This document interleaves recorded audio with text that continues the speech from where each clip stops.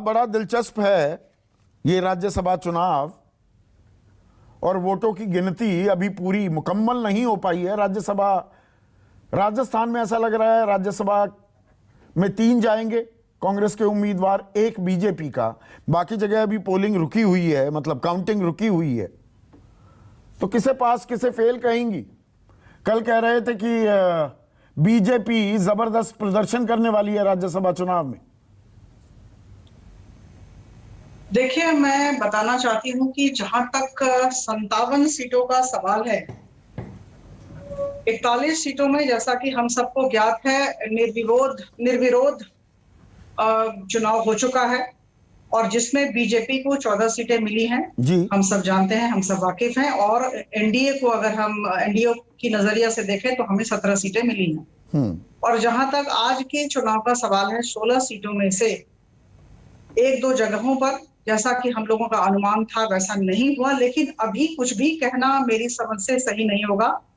Counting चल रही है, गणना चल रही है, मतों की गिनती चल रही है, और क्यों एक महिला या 2 महिला अपने उम्मीदवार को वोट न देकर किसी और को दे देती हैं, हो सकता है अज्ञानता भी हो सकता है कोई और उद्देश्य भी हो। आप तो प्रशिक्षण शिविर चलाते हैं बाकायदा। प्रशिक्षण शिविर हुआ था। हाँ, आश्चर्य की बात है कि उन्होंने ऐसा क्यों किया, समझ में नहीं आ रहा है। मुझे लगता है इसके लिए इसकी इंक्वायरी भी होगी, पार्टी की तरफ से जरूर की जाएगी। ये बात क्या बीमारी, थी? ये गफलत अमूमन कांग्रेसी खेमे में देखी जाती थी, ये बीजेपी में हो गया प्रशिक्षण शिविर के बावजूद। नहीं, हम कहेंगे कि हम सब आश्चर्यचकित हैं, ऐसा क्यों हुआ? ऐसा होना नहीं चाहिए था।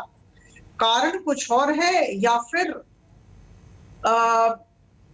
अज्ञानता है, ये दोनों बातें हो सकती हैं। तो मुझे लगता है कि जब इंक्वायरी होगी, और मैं आपको कह दूं बहुत ही विनम्रता के साथ लेकिन आत्मविश्वास के साथ, कि भारतीय जनता पार्टी हर एक निर्वाचन को बहुत ही गंभीरता के साथ लेती है। प्रशिक्षण शिविर भी होता है, बताया भी जाता है। तो ऐसा क्यों हुआ, 1-2 केसेस में निश्चित तौर पर हम देखेंगे, वरना जैसा अनुमान था वैसा ही परिणाम होगा।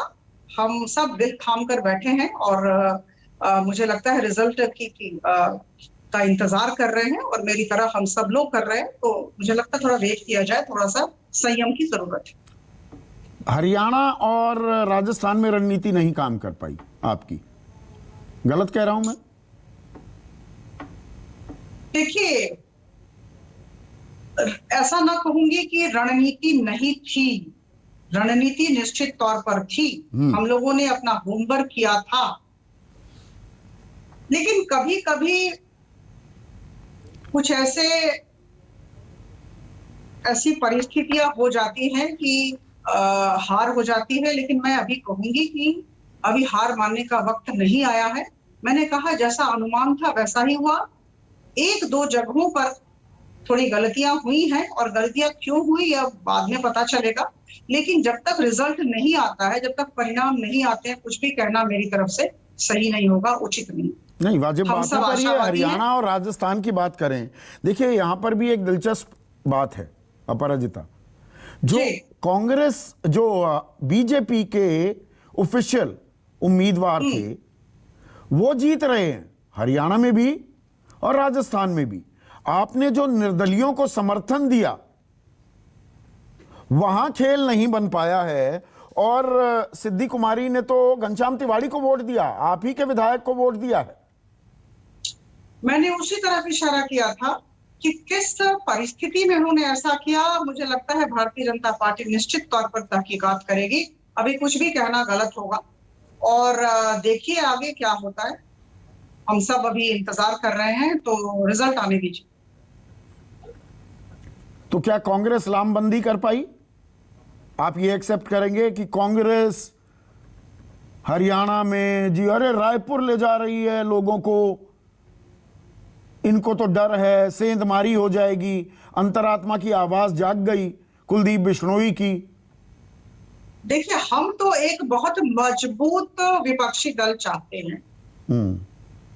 सच बताऊं, बार बार हमारे शीर्ष नेतृत्व ने लोकसभा में भी कहा है कि हमें एक बहुत ही मजबूत विपक्षी दल की जरूरत है, और अगर कांग्रेस अपना काम सही ढंग से करती है तो विश्वास करिए हमें खुशी ही होगी।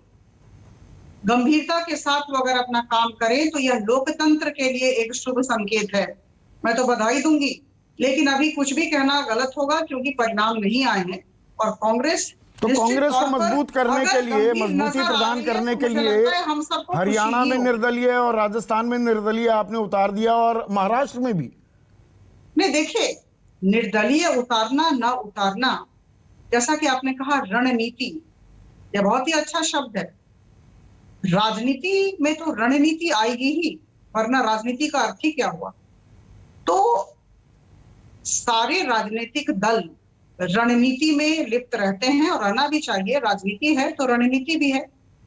तो मुझे लगता है कहीं ना कहीं कि राजनीति और रणनीति एक दूसरे के पर्यायवाची शब्द हैं।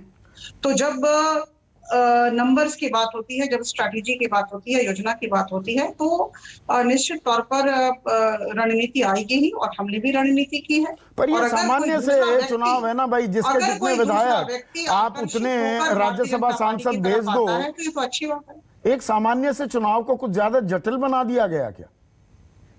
बिल्कुल नहीं, मैं नहीं कहूंगी। देखिए, मैंने कहा पहले भी, मैं पुनरावृत्ति करूंगी, भारतीय जनता पार्टी और इस वजह से पूरे देश में हर एक निर्वाचन जीतती जा रही है, क्योंकि हम हर एक छोटे बड़े निर्वाचन को बहुत ही गंभीरता के साथ लेते हैं। मैंने बार बार आपके चैनल पर और अन्य चैनलों पर भी कहा है कि हम अपना होमवर्क बहुत सही ढंग से करते हैं, बहुत परिश्रम करते हैं। और राज्यसभा के निर्वाचन में तो नंबर्स की बात होती है, स्ट्रैटेजी की बात होती है, जिसे हम रणनीति कहते हैं। और रणनीति क्या है, तो मंडी सज जाती है ना। फिर जिसका विधायक है, आपको गिनती पता है, तो दूसरे खेमे से विधायक क्रॉस वोटिंग करे, उसमें रणनीति क्या है? ये तो विशुद्ध वो घोड़ों का बाजार, हॉर्स ट्रेडिंग, हिंदी में उसका तर्जुमा कर रहा हूं, वो घोड़ों की एक मंडी सज जाती है। मैं इसे हॉर्स ट्रेडिंग की आख्या नहीं दूंगी। मैंने कहा कि किस वजह से 2 वोट इस तरफ गए, वो मुझे लगता है कि वो इंक्वायरी की बात है। और जब तक इंक्वायरी रिपोर्ट नहीं आता है या फिर रिजल्ट नहीं आते हैं, उसके बाद भारतीय जनता पार्टी का क्या आभिमुख्य होगा, वो आप लोग सब लोग कुछ दिनों में जान जाएंगे। पवन